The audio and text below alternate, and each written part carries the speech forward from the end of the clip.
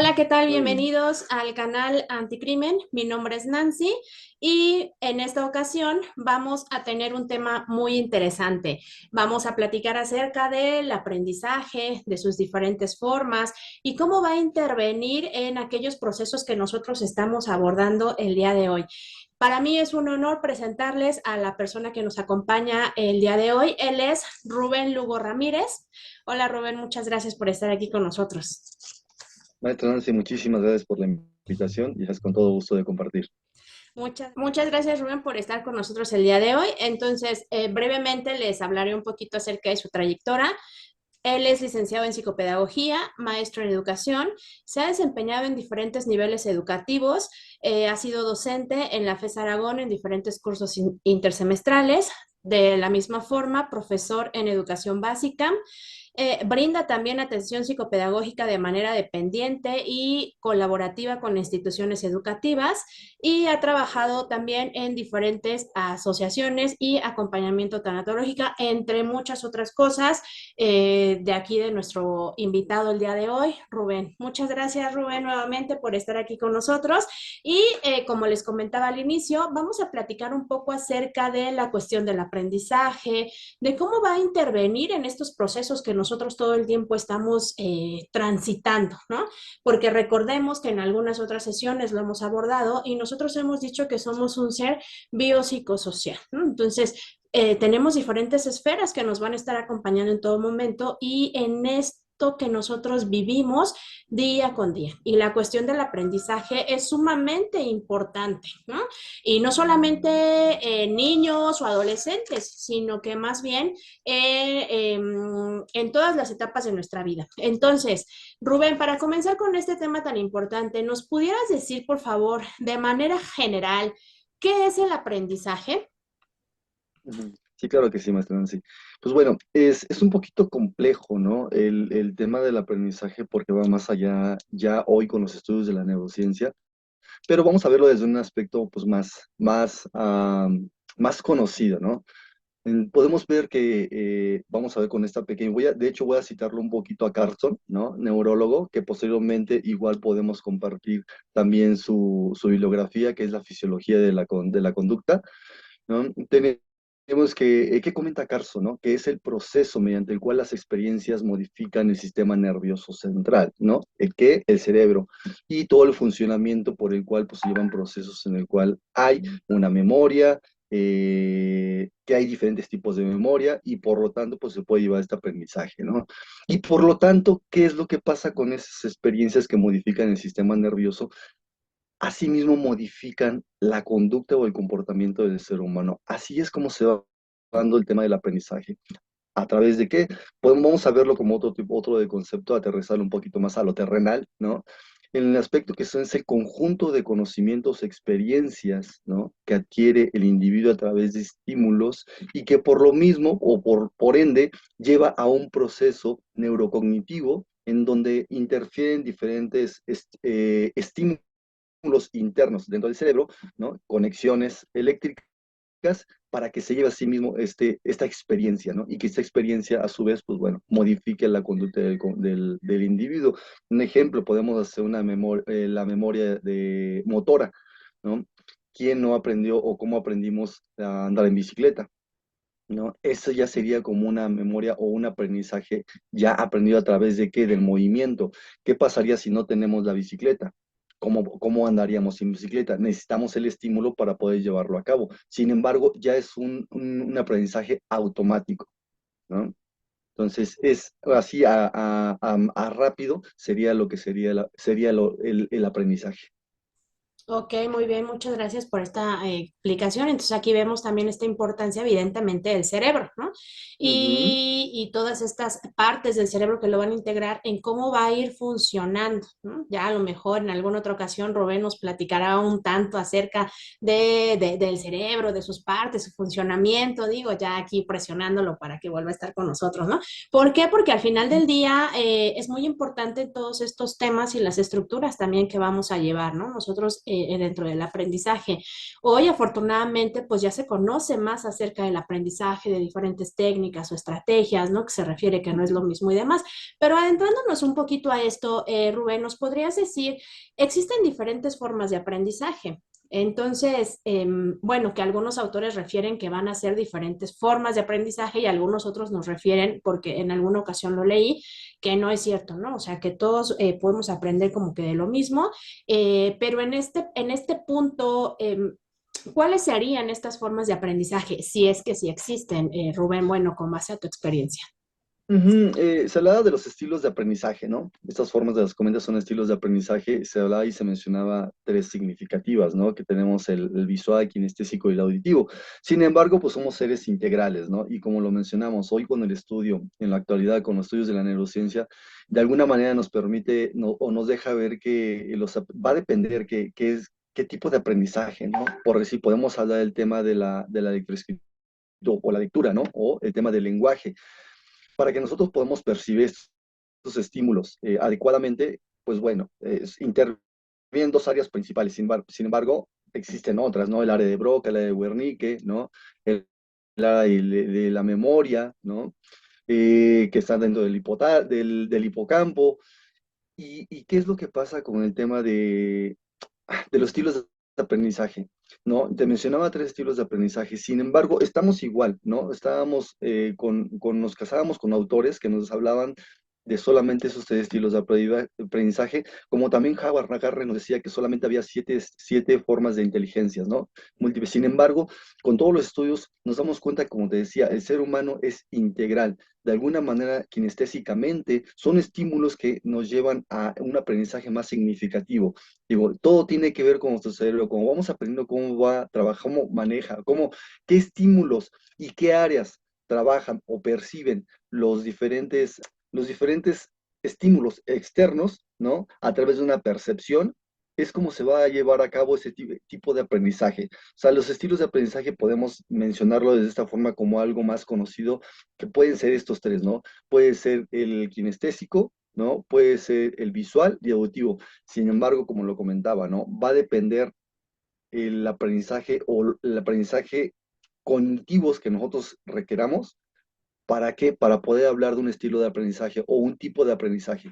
Ok, muy bien, muy interesante esto que nos comentas. Aquí, por ejemplo, en esto del kinestésico, visual y auditivo, nosotros en esta parte de la docencia e incluso ustedes, estudiantes que están aquí observándonos o incluso también docentes, podemos, yo creo que si recordamos, ubicamos algunos de estos, ¿cierto? ¿Por qué? Porque Ujú. nuestros alumnos son así. Por ejemplo, yo tuve en alguna ocasión un alumno, ¿no? Que pues yo estaba al frente y explicaba, ¿no? Y escribíamos y platicábamos acerca del tema, pero entonces a mí yo recuerdo la primera sesión, pues me molestaba mucho porque yo decía, oye, qué falta de respeto, ¿no? Él todo el tiempo estaba dibujando y unos dibujos preciosos, lo que es más, ¿no? Entonces, a ver, oye, ¿qué es esto? ¿Qué acabamos de decir? Y él me repetía todo lo que yo acababa de decir. Oye, ¿y entonces por qué esta parte? Y él me contestaba, ¿no? Y acertadamente, a Ujú. lo que a lo mejor yo le preguntaba a alguien más que todo el tiempo estaba viendo y tomando notas y no me decía. Entonces, aquí al final del día estamos viendo que pudiera entrar en estas estrategias entonces o en esto que estás comentando. Sí, son estas estrategias de enseñanza-aprendizaje, es como conocer a tu población, a tu grupo, ¿no? De alguna manera tú puedes ser dentro de estas evaluaciones, ¿no? De inicio, durante y al término, pues, pero al inicio también es lo primero que deberíamos hacer dentro del contexto áulico, ¿no? O frente a grupo, ya sea un docente, ya sea un profesor de fútbol, también interviene también esta parte, ¿no? También los estímulos son importantes para que se lleve a cabo un aprendizaje significativo aunque son contextos diferentes, sin embargo, se me olvidaba mencionarte que algo que para que este aprendizaje significativo se pueda llevar realmente, como bien lo comentaba anteriormente, ¿no? Intervienen varias áreas de nuestro cerebro que sin duda un aprendizaje para que pueda ser significativo tiene que ir acompañado de diferentes estímulos. Uno de ellos es el motor, ¿no? Un aprendizaje, una estrategia que lleve movimiento es más probable que se fije, que sea significativo, ¿no? Que pase de una memoria a corto plazo ¿no? A mediano plazo y que sea a largo plazo. Entonces, es como una recomendación que se puede hacer como estrategias. En el contexto público hay demasiadas estrategias, ¿no? Para que se pueda llevar a cabo esto y sin duda, pues muchos maestros las utilizan justo lo que tú decías en este momento, ¿no? A veces, para muchos, el tema de usar diapositivas para los maestros, ¿qué tanto, más bien, qué tanto los maestros se preocupan porque su población realmente pueda llevar un aprendizaje significativo, ¿no? Esa es una parte importante. ¿Qué tanto se preocupan por conocer su población, en qué estilos de aprendizaje tienen sus alumnos, ¿no? ¿Cómo trabajan a través de sus estilos de aprendizaje? ¿Qué estímulos se utilizan, ¿no? Si siempre se están casando con escribir en el pizarrón, ¿no? ¿Qué va a pasar con aquellos alumnos que no son visuales, que son más auditivos, ¿no? ¿Qué tanto los docentes a veces también se casan con estrategias en donde solamente les dejan actividades, pero no hay un repaso en el contexto áulico, ¿no? Sino se van a través de qué? De un número, de las evaluaciones a través de los trabajos, nada más, no hay una retroalimentación. ¿Qué pasa cuando como estrategia no se le permite al alumno que tenga esa oportunidad de él ser docente, ¿no? ¿A qué me refiero? De las exposiciones. Es otra de las estrategias muy significativas que le ayudan a que el alumno también se dé cuenta de que él, mira, una de las estrategias de estilos de aprendizaje se refiere también a que el alumno se convierte, ¿no? En un ente bidireccional del conocimiento, que él aprende, pero también tiene que aprender a desaprender, ¿no? ¿Cómo?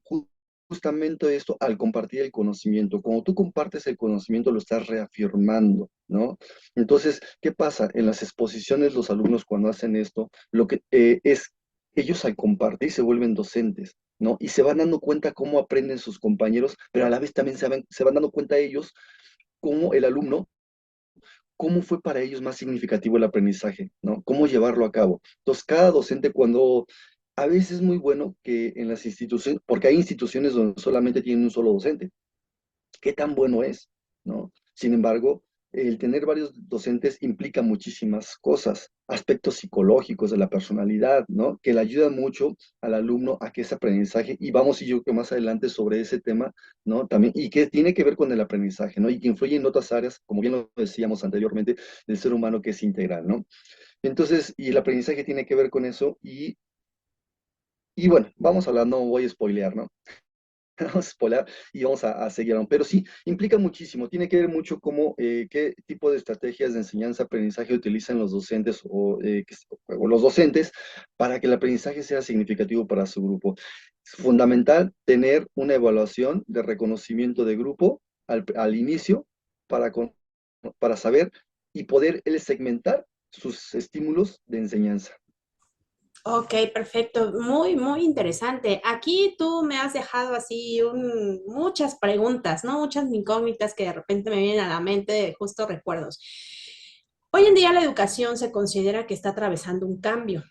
Ujú, Porque derivado de la pandemia que nosotros vivimos, pues generó esto en algunos incluso decían una catástrofe, ¿no? Porque México no estaba preparado para estos cambios o ujú, para este tipo de educación, ni nosotros, o sea, como sociedad, tanto ni el nivel educativo, eso es cierto, ¿no? Entonces, poco a poco hemos ido aprendiendo, se ha ido estructurando e incluso, bueno, las instituciones educativas, el mismo Estado, ¿no? Y nosotros ya en lo personal o profesional, cada uno va avanzando, se quedó estancado y ya no siguió, ¿no? O de ujú. plano sí te seguiste preparando y estás en esta parte de la docencia, ¿no? O puede ser incluso como una docencia en línea, etcétera. Esto, bueno, es cierto. Y se considera que incluso a raíz de este cambio que se vivió en la pandemia, en la cuestión de aprendizaje, como decíamos, vino este cambio y mucho cambio incluso también por parte del alumnado, ¿no? Eh, Ujú, ¿Por qué? Porque se daba, y se daba porque me consta, ¿no? Porque yo lo viví, porque yo lo vi, no estoy inventando, y a lo mejor algunos de aquí en ujú, cuanto digamos, se van a reír o van a decir, sí soy yo, no, yo no era, ¿no? sí. Eh, pero ¿cuántas personas no tomaban clase acostados en la cama? se despertaban y solamente se lavaban y prendían la cámara para la asistencia, estaban viendo la televisión, incluso me tocó que estaban jugando videojuegos, ¿no? Mientras tú estabas dando la clase, me tocó que incluso estaban de vacaciones, ¿no? Y se conectaban, pero pues siempre atentos e incluso con el cuaderno de notas. Muchos ni siquiera ya usaban cuaderno, ¿no? Porque solamente era con el material, algunos otros sí, comprometidos y todo. No es como mera crítica, sino simplemente como esta transformación en la educación, ¿no? Cómo Ujú. se dio, cómo se vivió y pues que al final del día, la cuestión de aprendizaje, pues, ¿qué podríamos decir ahí, Rubén? Mejoró, que cambió, fue para peor, o sea, ¿cómo lo vemos en esto? Porque también mucho se comentaba de que pues la educación en línea no sirve, ¿no? De que la Ujú. educación en línea no es buena, de que es mejor estar ahí de manera presencial. ¿Qué nos dices respecto a esto, Rubén? Ok, mira, hay una antes, un durante y una hora, ¿no? Una realidad de la pandemia porque la pandemia no ha terminado. Ha sido ahí, no podemos un después porque sigue la pandemia, ¿no? El antes, pues bueno, teníamos los estímulos, teníamos la tecnología, sin embargo, yo creo que así había una gran barrera, ¿no? Una resistencia al uso de la tecnología. Sin embargo, sí existía. Tampoco voy a decir que, bueno, era una tecnología de punta. Sin embargo, ya estaba ahí, solamente que había una resistencia que de alguna manera evidenció la realidad. Vamos a hablar de Latinoamérica o hablamos de México, en el cual se tenía que utilizar, no había de otra, porque implicaban muchas situaciones, el ámbito laboral, ¿no? O te adaptabas o qué sucedía contigo, ¿no? No tanto que te despidieran, sino más bien tú claudicabas, ¿no? Muchos docentes, y no nada más en el ámbito educativo, sino hablamos en los diferentes ámbitos, en el laboral, en muchas situaciones, ¿no? En mi caso me tocó estar interviniendo, me pedían apoyo, orientación en diferentes ámbitos, ¿no? Educativo, deportivo, en el empresarial, porque había una incertidumbre de qué es lo que iba a pasar, pero ¿por qué? Por una falta de adaptación, porque también hay esta misma línea que yo marco, un antes, un durante y una hora, no nada más era en los ámbitos en los que se desenvuelve el ser humano, ¿no? Sino también en la parte interna del ser humano, en la parte emocional, ¿no? En la parte existencial del ser humano. Entonces, y había una incertidumbre de decir, ¿qué va a pasar conmigo? ¿No? Y eso permeaba o afectaba mucho más sus diferentes áreas externas, ¿no? El área laboral, ¿no? Ya no tanto en las actividades que tenía que realizar, sino él sí mismo, Rubén sí mismo, cómo iba a poder adaptarse a un cambio tan repentino, ¿no? El poderme quedar en casa, cuando en casa posiblemente había muchas situaciones que no permitían desempeñarme yo. ¿No? En mi ámbito laboral, ya sea bueno, en el empresarial o en el ámbito educativo.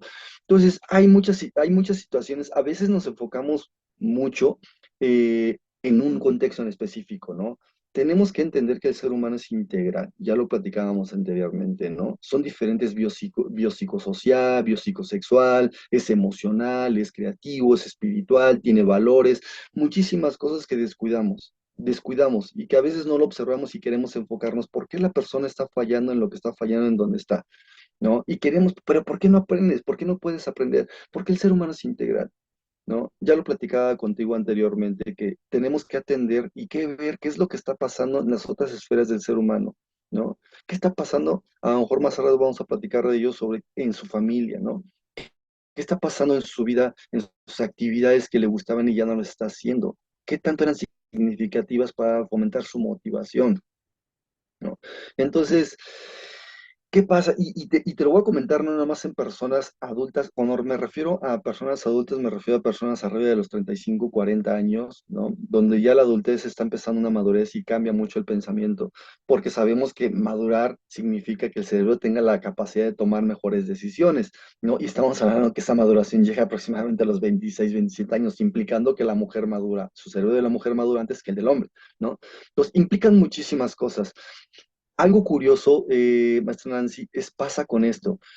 Fíjate, algo que me di, y más en el tema de la universidad, a nivel superior, ¿no? Bueno, a nivel medio y nivel superior, teníamos la tecnología, que es, no, son una maravilla esta juventud, esas generaciones con la tecnología, pero ¿qué crees?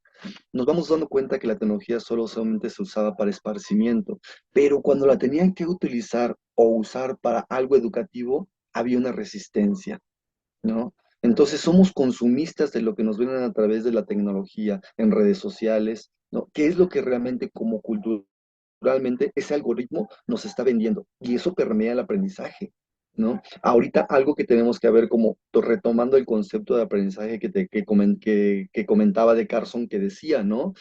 Es el proceso mediante el cual la experiencia modifica el sistema nervioso, ¿no? Y por ende la conducta.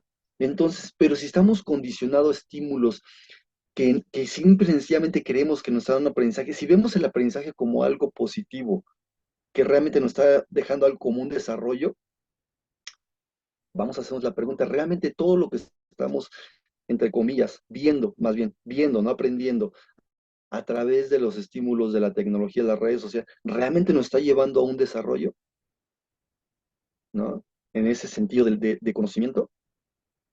Entonces, y el tema de los alumnos, o sea, eso es en el tema de a lo mejor posiblemente de docentes, ¿no? Permeó mucho su hacer docentes, también les afectó muchísimo, porque el docente también es alumno, ¿no? Constantemente se está capacitando. Pero imagínate, pasaba 7, 8 horas, si bien le iba, atrás de sentado en una silla, detrás de bueno, un escritorio, una computadora. Sin embargo, aparte tenía que capacitarse, ¿no? Tomar cursos. Aparte, también la otra, tenía que preparar material y implicaba la tecnología, porque todo era digital, crear ambientes virtuales pedagógicos. Entonces, todo eso de alguna manera y la exigencia, porque también entiendo los directivos, pues tienen que una rendición de cuentas, ¿no? Y no pueden dejar o permitir que, pues, que se les caiga todo ese trabajo porque implica la matrícula de estudiantes. Entonces, había muchísimas cosas, ¿no? Y podemos tocar y empezar a hacerlo como más puntual, ya sea público o sea privado. Sin embargo, pues bueno, ya habrá espacio, ¿no? Para hablar porque se nos vamos a extender, ¿no? Entonces, implicaba mucho eso. Entonces, hubo mucha deserción y también hubo mucho despido, ¿no? Muchos alumnos que claudicaron por el tema que te decía del área emocional, ¿no? El área de la dinámica familiar, de la dinámica de la casa cambió muchísimo, había muchas situaciones.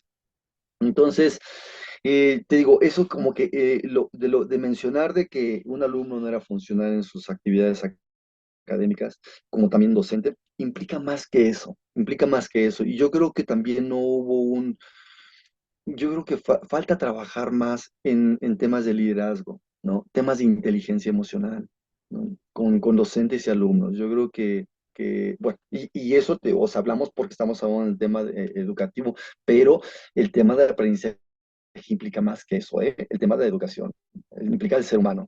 Entonces, pues yo creo que la inteligencia emocional implica a toda la población. Así es, muy importante esto que estás comentando respecto a que al final del día nosotros, bueno, como lo mencionábamos, ¿no? Al principio, pues no solamente somos o nos tenemos que ver enfocados como desde una perspectiva, ¿no? Sino que más bien es todo este entorno y esto que comentas respecto a, sí, cada persona vive o tiene sus diferentes experiencias, ¿no? Yo lo que siempre les digo, todos estamos a lo mejor en este momento en el mismo nivel, pero ¿qué crees? Todos tenemos experiencias de vida diferentes y estas experiencias de vida y el cómo Ujú. llegamos nosotros aquí, pues es lo que va a ser también, dijéramos, como este cambio y estas perspectivas de cada persona, ¿no? Esto sí, sin duda es muy cierto. Eh, pero bueno, entonces al final vemos que pues la educación sí se Y mira, transformó maestra y lo Nancy, que, y, ajá, sí, y ¿sabes qué es lo que pasa? Que, que una propuesta que yo hacía y que sí se los decía, ¿no? Por decir, en el tema como de los intersemestrales y en otros lugares donde me han solicitado algún apoyo, es la resignificación de cómo estoy impartiendo o mis planes de estudio. ¿Qué le estoy dando qué herramientas le estoy dando a mis alumnos para que puedan terminar la universidad? Y no nomás terminarla, para cuando tengan que salir, para que tengan un sentido hacia dónde se van a dirigir, ¿no?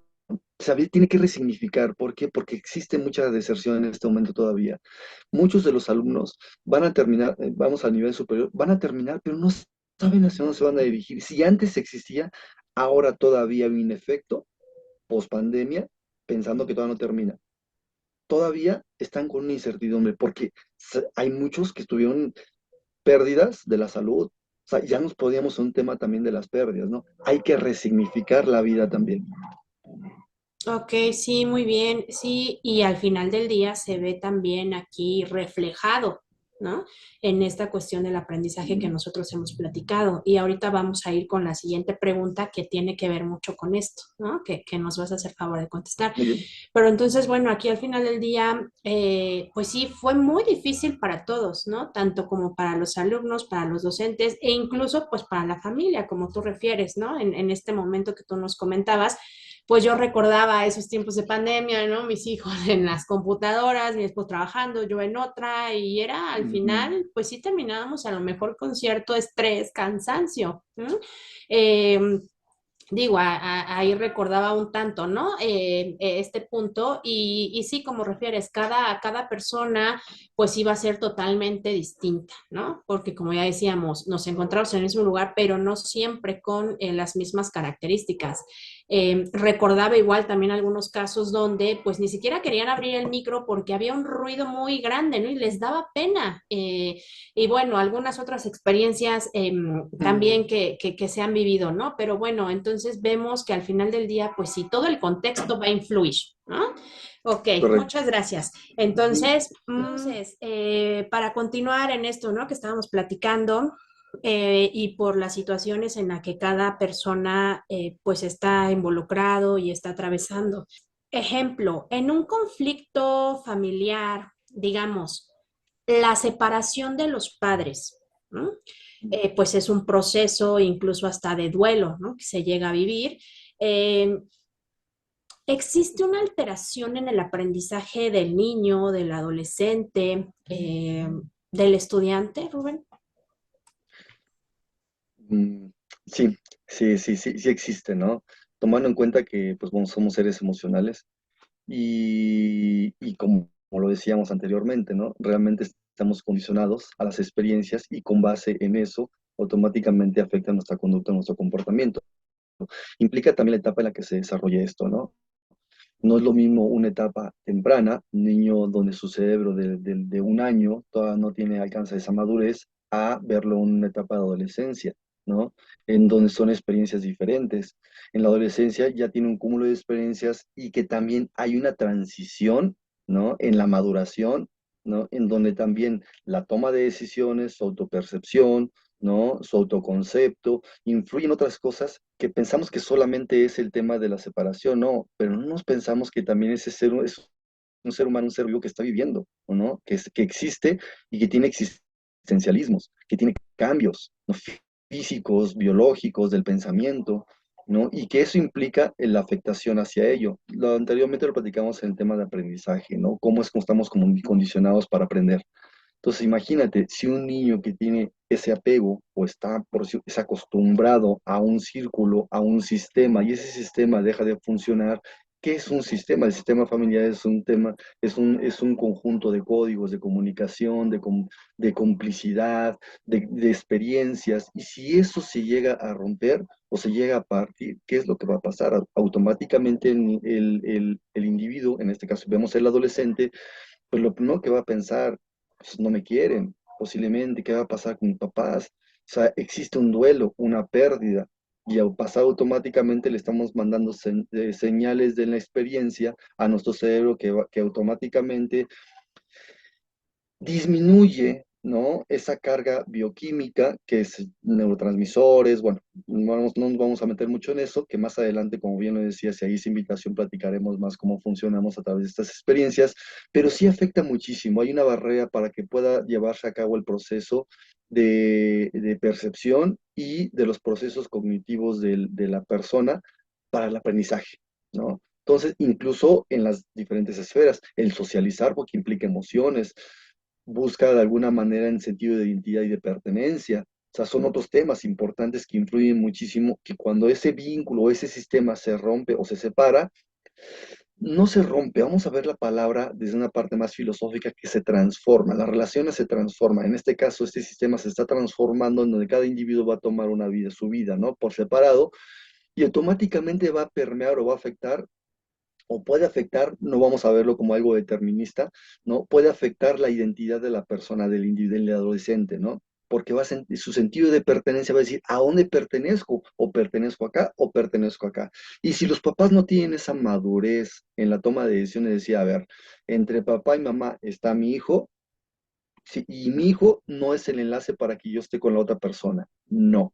Solamente es el enlace para que entender que nosotros vamos a acompañar y vamos a ayudar en la educación de mi hijo, en acompañarlo, porque también es una etapa, no, yo no lo vería como etapa de crisis, como te decía, es una etapa de decisiones en donde el adolescente, si aún así, pensándolo desde la maduración, no sabe tomar decisiones adecuadas o asertivamente, ahora imagínate con esta pequeña transformación de la familia, ¿no?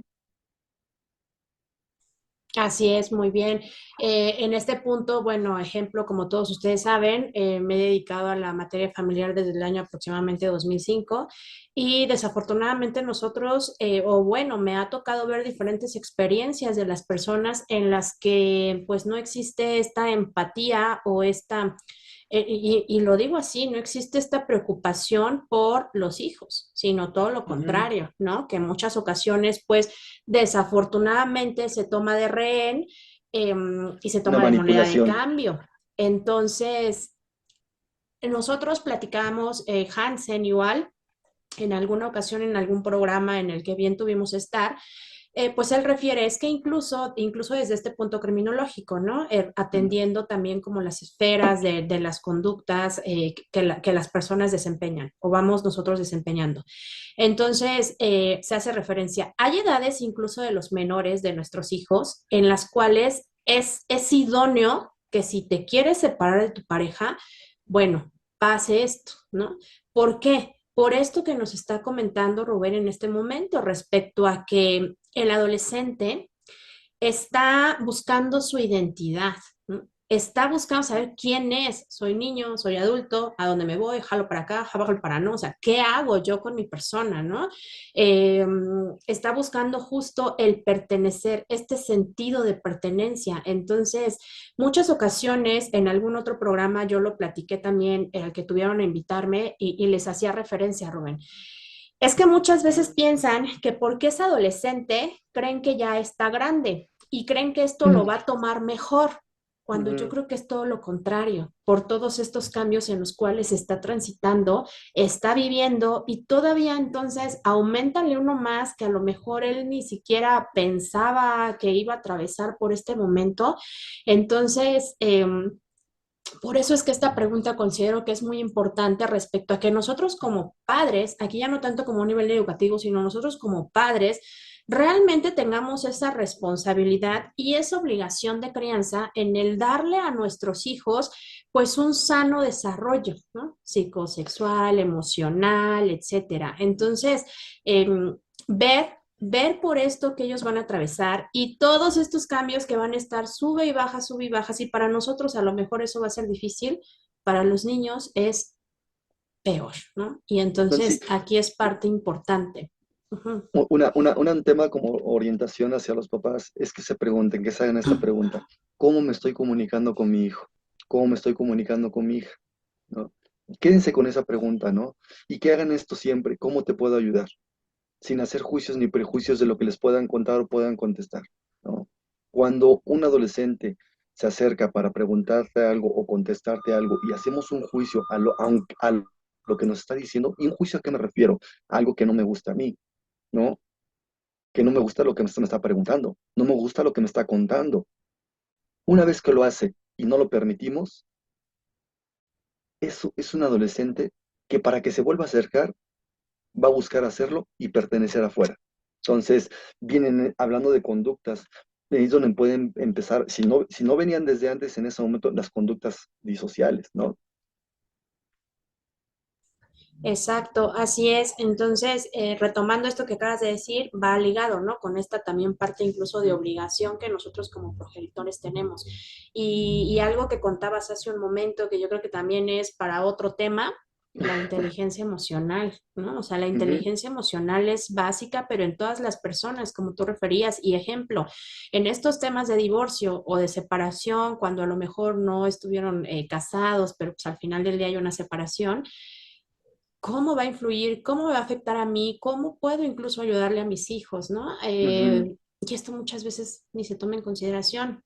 Recuerden que por eso nosotros siempre les comentamos, bueno, en este caso, pues nosotros, me refiero a Hansen, ¿no? A mí, Ujú, que pues llevo, bueno, muchos años en estos temas, es un acompañamiento, siempre les digo, es un acompañamiento ujú, psicológico, porque esto hace que pues se lleve de una manera, pues no digamos mejor, sino a lo mejor más adecuada y para que no van a existir cambios, pero que se puedan llevar a cabo esta modulación, ¿no? Y esta parte del entendimiento también. Entonces, por eso también es que nosotros como abogados y desde el punto legal en el que nos ujú, encontremos, recordemos esto, recordemos que el derecho familiar es un derecho en el cual va a ser, considero yo, vulnerable, porque, e incluso acuérdense que siempre se les he dicho, es de los más importantes. Aquí tiene que ver con las emociones y con ujú. aquellos actos y cosas que tú vas a hacer que pueden ser perjudiciales o que pueden ayudar. Entonces, por eso es que este punto y el acompañamiento que se da es sumamente importante. Muchas gracias, Rubén. Y ya pasando a la Con gusto. siguiente pregunta, Ujú, hoy en día, bueno, como les refería, Rubén es psicopedagogo, ¿no? Antes, ujú. yo recuerdo que en las escuelas, pues eso ni siquiera estaba. Pero hoy, por ejemplo, el psicopedagogo, Rubén, ¿cómo interfiere en las escuelas? Dijéramos, ¿cuáles son como las actividades que desempeña? Ujú. Sí, gracias, Nancy. Sí, justamente lo decía anteriormente, pues no aparecía en el mapa, o existía, ¿no? Porque la psicopedagogía existe desde los inicios de la SEP, ¿no? En la educación, ¿no? Ha atendido a niños que en ese momento lo llamaban con niños con retraso mental. Hoy ya no es el retraso mental, ¿no? Discapacidad intelectual, ¿no? Hablándolo más adecuadamente. Y ya existía el área de la psicopedagogía, sin embargo, pues bueno, no tenía esa fuerza, no sabían dónde colocarla, ¿no? Como psico y pedagogía, ¿no? En la actualidad, pues bueno, de alguna manera la psicopedagogía ha tomado mucha fuerza. ¿Por qué? Porque su intervención es importante al poder unir estas dos ciencias, ¿no? Que es la psicología y la pedagogía, ¿no? Y el proceso del psicopedagogo, la psicopedagogía, ¿qué es lo que hace? Interviene en el proceso de aprendizaje del ser humano y su comportamiento durante este proceso, ¿no? ¿Qué es lo que está pasando durante este proceso que el ser humano está dejando o está potenciando sus habilidades para el aprendizaje? Entonces, cómo intervenimos nosotros dentro de los contextos áulicos? ¿Qué es lo que sucede dentro de la orientación en diferentes aspectos, ya sea a los docentes en poder identificar, tener herramientas, qué está pasando o qué está permeando el aprendizaje de ese alumno, ¿no? ¿Por qué no aprende? ¿Es intrínseco o es externo?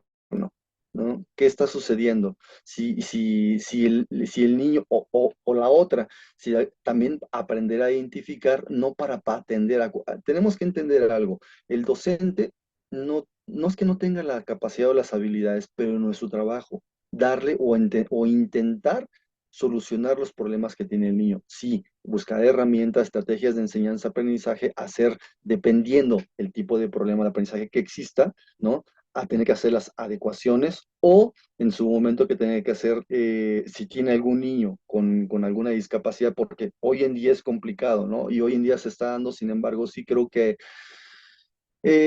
posiblemente no se dé la atención adecuada, ¿no? En el contexto adulto para poder incluir algún niño con alguna discapacidad, ¿no? Dependiendo el nivel de discapacidad que tiene, ¿no? Para hacer las adecuadas necesarias o los ajustes necesarios. En el caso de algún niño con TDAH, algún niño con autismo, algún niño con discapacidad intelectual, son ajustes necesarios, ¿no? O hacer las adecuaciones para la población dependiendo, pues bueno, las necesidades de aprendizaje. Entonces, el psicopedagogo no puede llenar todo eso, ¿no? Pero sin embargo, le da las herramientas, la orientación para que pueda ayudarla a identificar y también utilizar algunos estímulos de enseñanza-aprendizaje. ¿Para qué? Para que se pueda alcanzar ese aprendizaje significativo y que no pueda haber esa deserción o esa falta de incluso esa barrera para el aprendizaje, ¿no? Hablamos a veces de barreras del aprendizaje, ¿no? Como un término que se utiliza, sin embargo, a veces creo que lo confundimos. Las barreras realmente a veces no están en los alumnos, no están en el individuo, están en la infraestructura que no permite que se incluya a ese alumno o no lo incluimos para que realmente pueda alcanzar un aprendizaje. Ok, muy bien. Entonces vemos que pues es muy amplio, ¿no? Estas actividades que va a venir a desempeñar el psicopedagogo y hoy en día es bien bonito, bien gratificante pues llegar a una escuela y que te encuentres con un psicopedagogo, ¿no? Si antes, bueno, era bonito el psicólogo, durante muchos años nosotros, bueno, siempre hemos premiado en este punto cuando hay un criminólogo y muy pocas instituciones, la verdad es que hoy en día también cuentan con un criminólogo, por ejemplo, en estos temas de violencia y demás, ¿no? Que resulta sumamente importante. Y el hecho de que contaran con el psicopedagogo, pues imagínense, todavía mejor, porque al final del día estamos como elevando y es una ayuda en conjunto, ¿no? Es trabajar en conjunto para poder ir avanzando, tanto ellos como nosotros desde el sector educativo, ¿no? Donde nos encontramos, o bueno, como tal la institución. Entonces, por esa razón es que pues, también es bien importante el psicopedagogo en las escuelas. Y, por ejemplo, en conflictos que llegan a Ah, perdón, existir, ajá, perdón, más sí, nada más quiero agregar también que el tema de decir que, bueno, la presencia de un profesional por ser psicopedagogo no lo es todo, como lo decía, ¿no? Siempre es bueno trabajar con un equipo multidisciplinario. O sea, el psicopedagogo tiene unas herramientas que puede complementar el psicólogo educativo, ¿no? O el psicólogo clínico, pero también, como decías, en el área ¿cuál fue el lente de la criminología o como sí, el de la que criminología, por ejemplo, para el tema de la violencia, ¿no? también es importante, ¿no? Si se pudiera contar todo este equipo multidisciplinario y no necesariamente dentro del contexto áulico, ¿no? Poder canalizar, ¿no? Y decir, oye, ¿sabes qué? Pues bueno, yo sí lo estoy trabajando, pero ¿qué crees? Hay un área que estoy viendo que se está afectando, una esfera, y me gustaría que tú la trabajaras, que me ayudaras o que me dieras tu punto de vista. Entonces, si todos estos trabajáramos en conjunto, yo creo que en el caso de los estudiantes o los alumnos, podríamos ayudar mejor a un desarrollo y evitar la deserción y evitar conductas que no sean aptas, ¿no? Para la sociedad.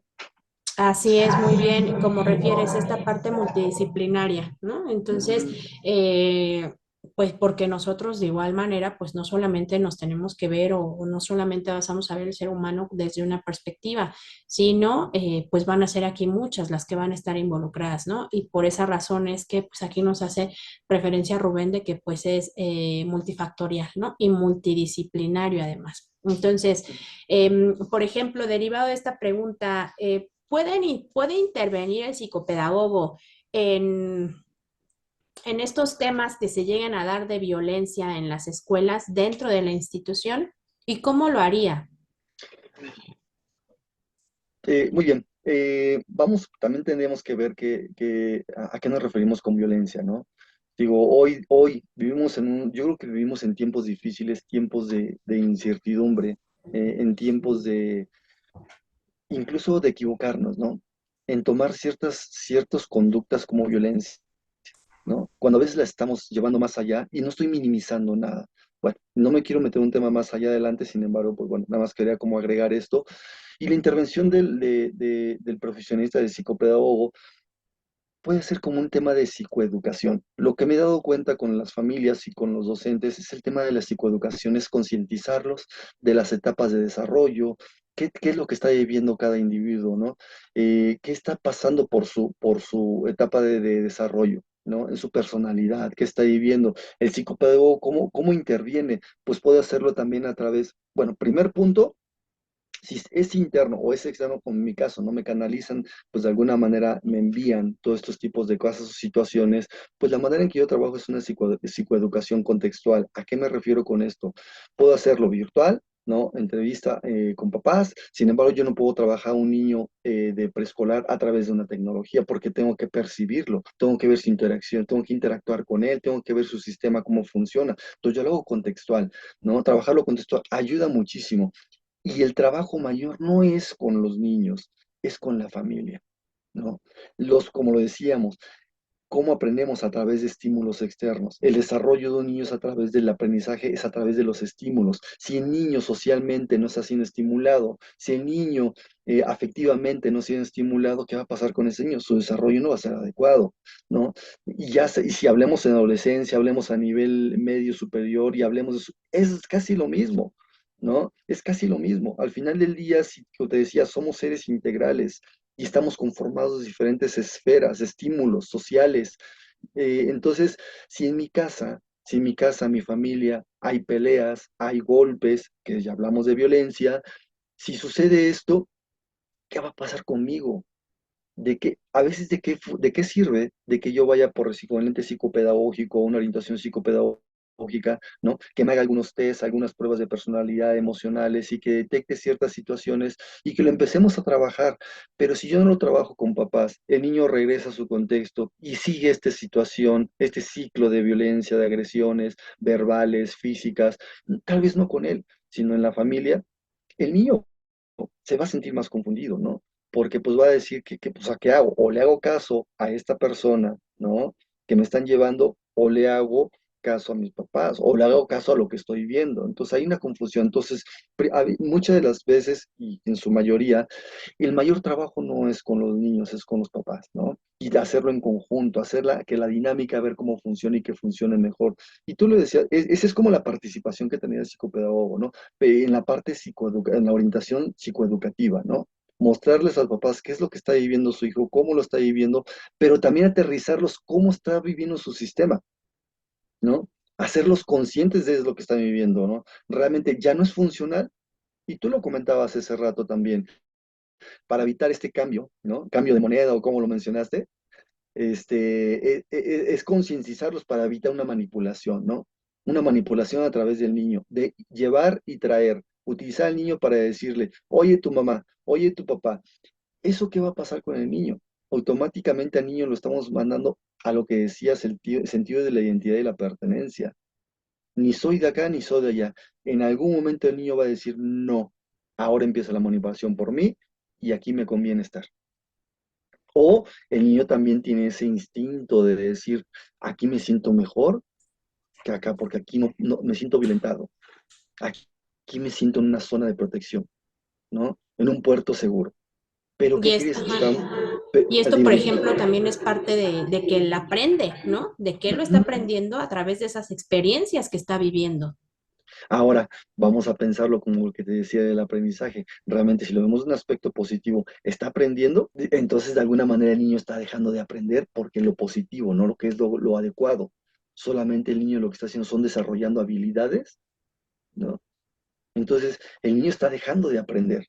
Y pensaríamos, y entonces, ¿qué es el aprendizaje, no? Entonces, pero ya con más tiempo hasta lo podemos ahí discutir y todo, que es muy interesante, ¿no? Cómo lo ven de alguna manera los neurólogos con esos conceptos que compartí.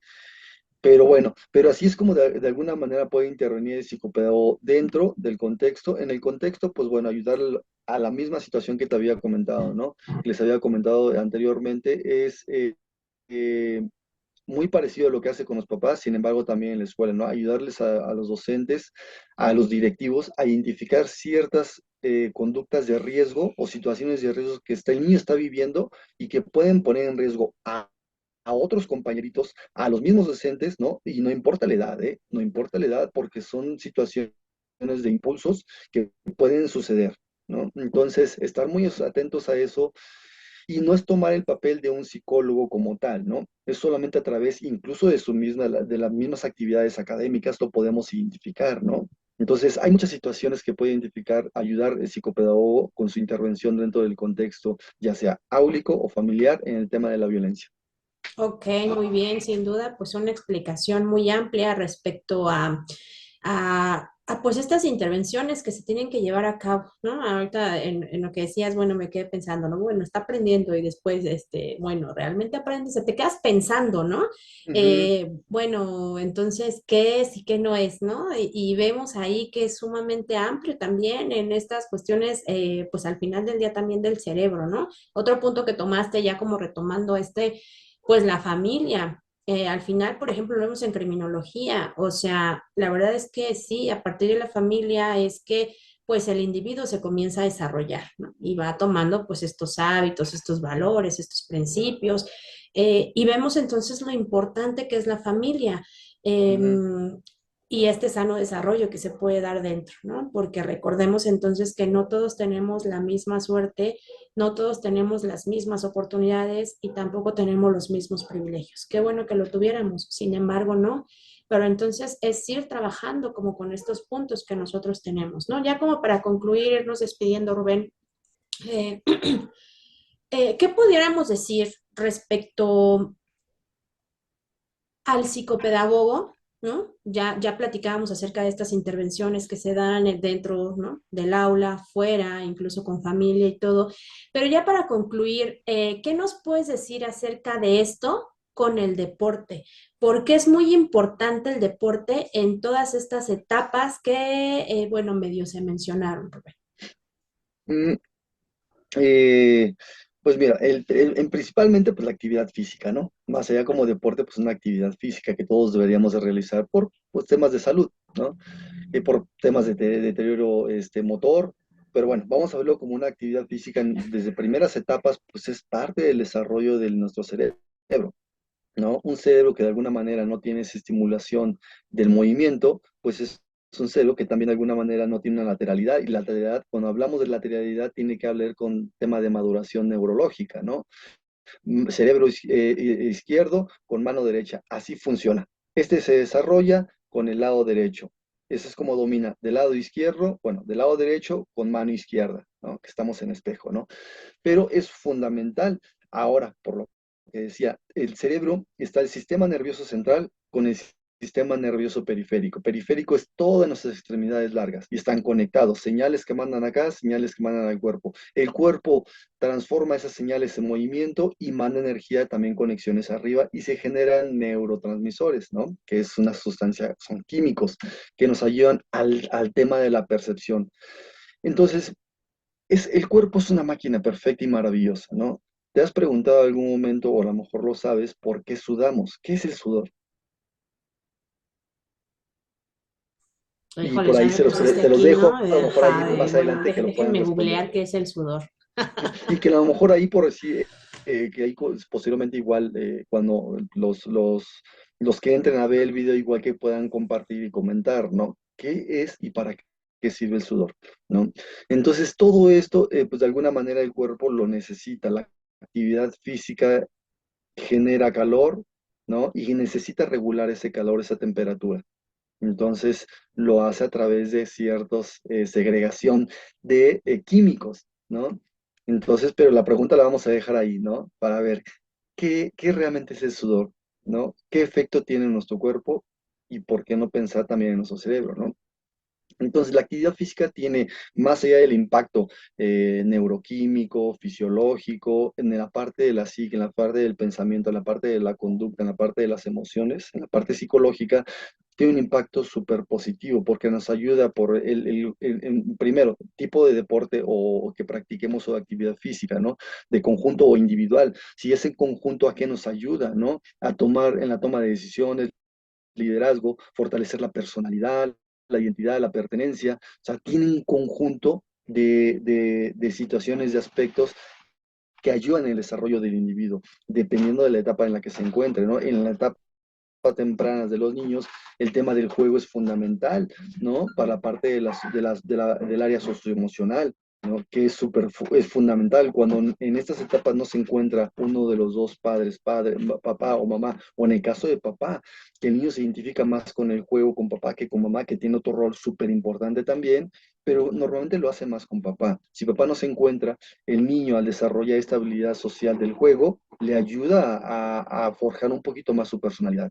Entonces, y va dependiendo de alguna manera el deporte en cada una de las etapas.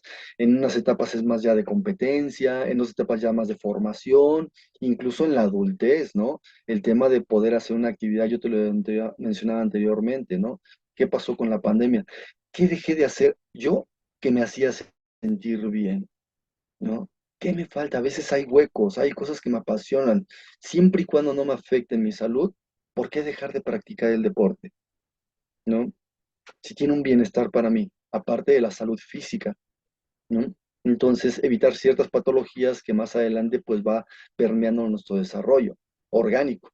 Entonces, los beneficios del deporte en el ser humano como actividad es fundamental e es importante. Así es, muy bien, Rubén. E incluso, bueno, aquí ya nada más como breve comentario, incluso, bueno, me desarrollo más en el ámbito universitario, ¿no? Eh, Muchas veces lo propongo incluso como un método o como esta forma de integración. ¿no? Ujú. O cuando incluso los grupos están así súper divididos.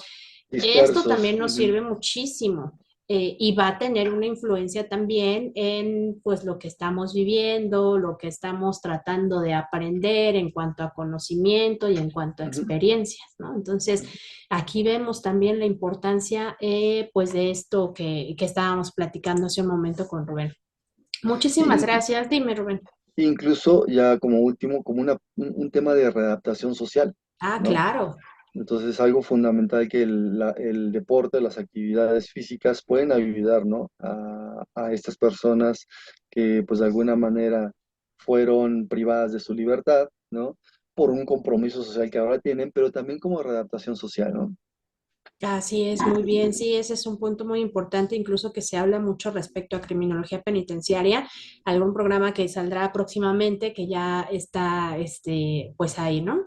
Pero bueno, entonces, muchas gracias, Rubén, por este tiempo que nos acabas de ofrecer. Con gusto. Por favor, sus comentarios, dudas, incluso experiencias, aquello que ustedes nos quieran compartir, no se les olvide que lo pueden dejar en este video y nosotros con gusto les contestamos. Incluso el maestro Rubén aquí estará con gusto apoyándonos a todas esas dudas que ustedes lleguen a tener y algo que desean aportar, pues de la misma forma, ¿no? Entonces, nuevamente te agradezco, Rubén, por este tiempo y la oportunidad que te diste para pues estar con nosotros, ¿no? El día de hoy. Muchísimas gracias a todos. Entonces, no olviden que nosotros seguimos aprendiendo de la conducta criminal. Muchas gracias. Con gusto, Nancy. Hasta pronto. Gracias.